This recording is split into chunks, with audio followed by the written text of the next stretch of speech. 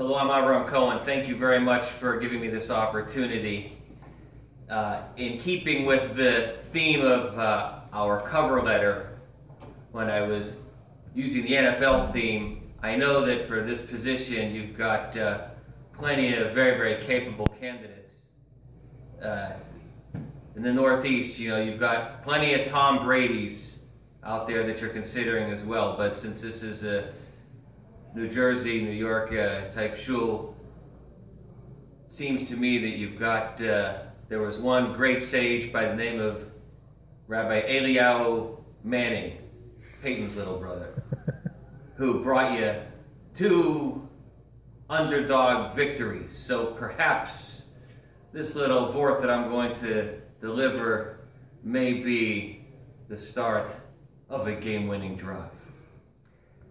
I want to speak today a little bit on an idea about the essence of the relationship that a Jew has to Eretz Israel, and what is one of the roots of that relationship. It says in Parshas Pinchas, Hashem commands Moshe, and he says, Ale al ha'aravarim hazeh ure'ei es ha'aretz asher nasati livnei Yisrael. Ascend Mount Avarim and see the land that I'm going to give to the Bnei Israel. He says, you see it, you'll be gathered to your people as your brother Aaron was gathered in. In other words, Hashem tells Moshe he's going to go up to the land, he's going to go up the mountain, he's going to go up, not in the land, he's going to go up the mountain, and he's going to gaze into the land, but that's as far as he's going to go. He's not allowed to go in. Now, this actually comes sequentially right after the episode with the daughters of Tzalafgad. Their father had had died in the desert due to a particular sin that he committed, and they were considering, well, did he lose his land?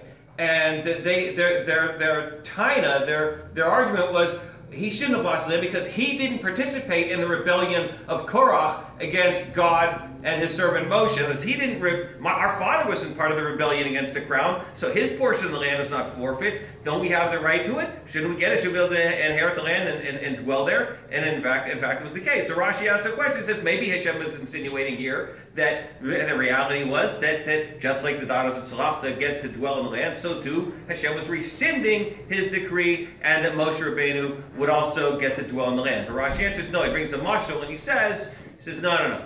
That it was a decree the king was saying to the son, sorry, you cannot come into the palace. You got mad at whatever, they gave reason you're not allowed to come into the palace. You can only come to the gate, but you don't have access to the inner courtyard. Now, so that's the basic idea here in the verse and in the Rashi.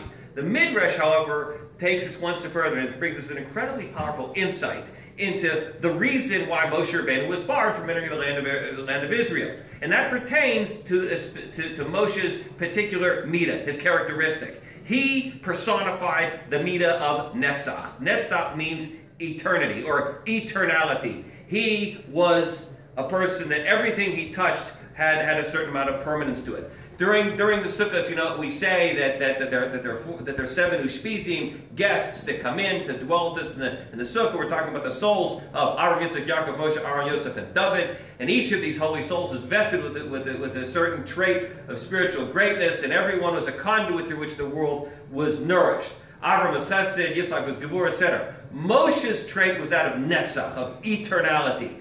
Because he was a paragon of Netzach, he had the Midas touch, so to speak. Everything that Moshe touched turned not to gold, but into eternity. It was imbued with a sense of eternality. So therefore the eternal Torah was given through him. Because Moshe was such a Navi, he was such a high level of prophecy, greater than anybody else. His connection with the Almighty was he literally dealt with Hashem almost like face to face. He was on the innermost inner circle. And only somebody like him, imbued with Netzach, was able to be the agent for imparting the Torah to humanity.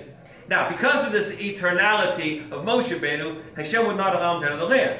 Because later on, when our forebears would rebel against Hashem, and they would lose his protection, and divine justice would rain down upon them, so Hashem would have to take it out on something. But he couldn't destroy Klal Yisrael, so he poured out his wrath upon the base of Mikdash.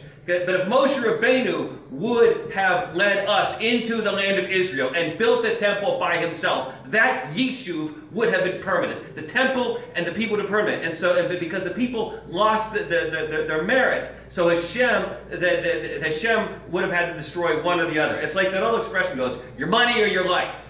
Okay, that would apply here. Okay, but there would have been no choice. The money, in other words, the temple, the structure, it couldn't be taken because it was indestructible, it's permanent, because Moshe would have built it. So the only thing that Hashem could have taken was our lives. So Hashem, in his infinite wisdom, his infinite mercy, barred Moshe from entering the land of Israel and prevented him from building that temple. It was a chesed that he did to us. All right. So until it's pretty clear, we've heard this before. Now, a lot of times. So many of us have heard this.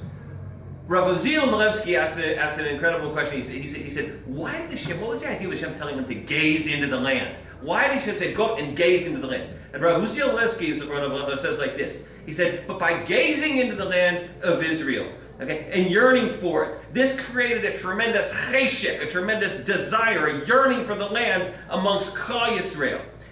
The impact was an unshakable love for and an attachment to Eretz Yisrael. That was why he had to look at it, because Netzach, gazing into land, that penetrated the very heart and soul of Klal Yisrael. Like the pasuk says, "Lo tatura acharei levrei acharei." We said that every morning.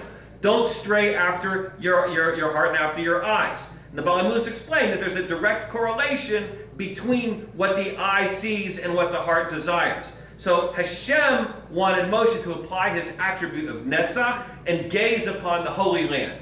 And this would so profoundly affect the soul of Klal Yisrael that the love for and connection to Eretz Yisrael would be indestructible. Even in the exile, with the temple destroyed, and so much of the Jewish people enfeebled in spirit and in Jewish knowledge, mired in assimilation, still the yearning for Eretz Yisrael would be so intense that it would awaken the dormant Jewish soul and bring it back to life.